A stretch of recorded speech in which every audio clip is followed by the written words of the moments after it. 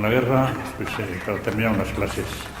La mayor parte de los profesores se habían quedado en el otro bando y el instituto se transformó en un cuartel comunista.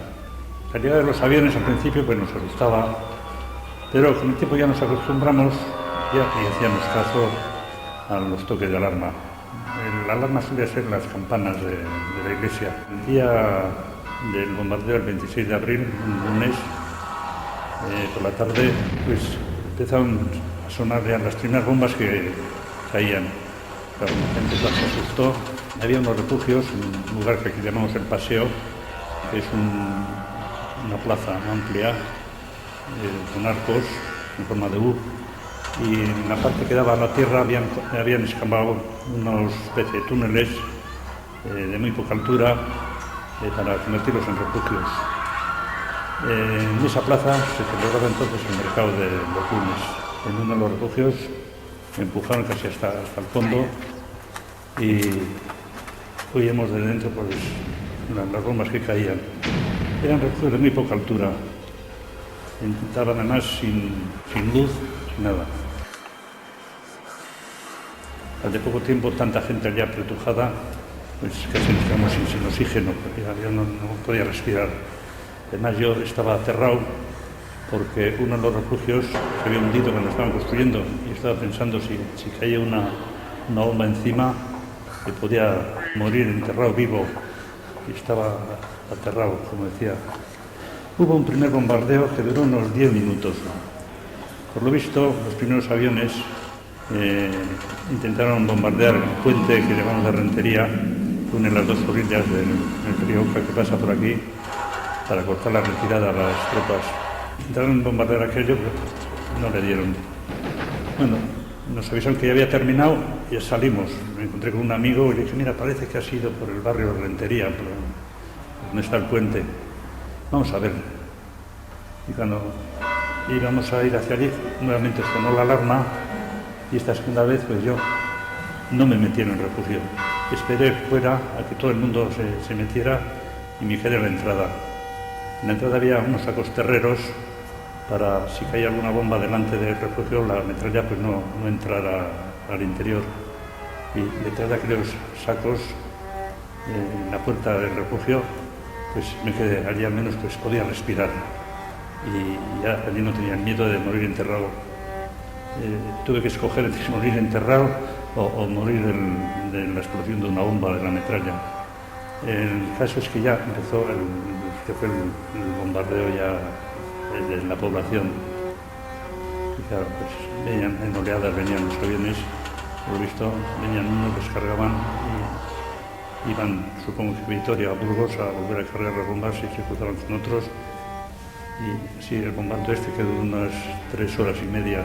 Yo me acordaba de un amigo que el día anterior, estando con él, había sonado la alarma y después la alarma me dijo, yo tengo un sitio estupendo en caso de bombardeo. Era en las afueras del pueblo, una subida a una aldea que se llama Luno aquí. Había allí una hondonada y yo estaba pensando, que estar allí viendo todo, viendo los aviones y viendo todo y libre de peligro.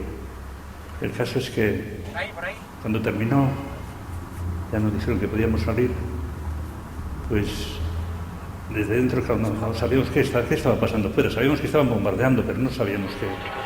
Cuando me quedé aterrado porque todo el pueblo estaba en llamas, estaba ardiendo. Allí en el paseo donde estamos los tenderetes y de los que habían puesto en el mercado estaban caídos por los suelos.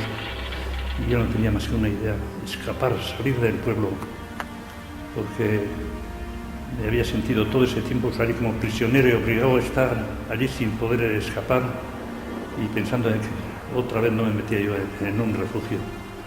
El caso es que salimos de ahí, hay unas escaleras que suben junto a la casa de juntas donde está el árbol y por detrás de la iglesia de Santa María hay una carretera que sube a la aldea esa que he dicho, el Uno. Y ya allí la gente de Guernica pues iba saliendo, pues nos veíamos con conocidos y preguntamos, pues ¿has visto a mis padres? Y he visto a mis hermanos o todos preocupados. Pasé por el sitio aquel donde mi amigo me había dicho que el refugio para él y había un montón de cadáveres en el sitio aquel, y allí murió aquel. este amigo mío. Desde el monte estuvimos contemplando pues, cómo ardía el pueblo. Veíamos todo.